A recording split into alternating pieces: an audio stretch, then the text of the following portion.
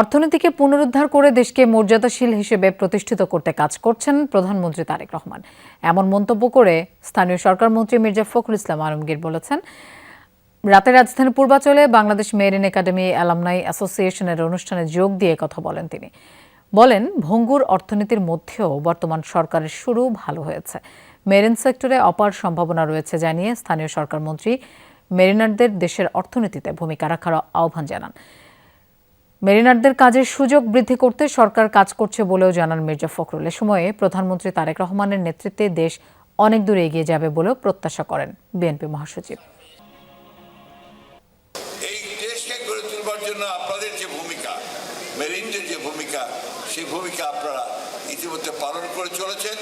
ভবিষ্যতে আমরা অবশ্যই আন্তরিকভাবে চেষ্টা করব যে আপনাদেরকে আরো কাজ করার সুযোগ আমরা সৃষ্টি করে দিতে পারি।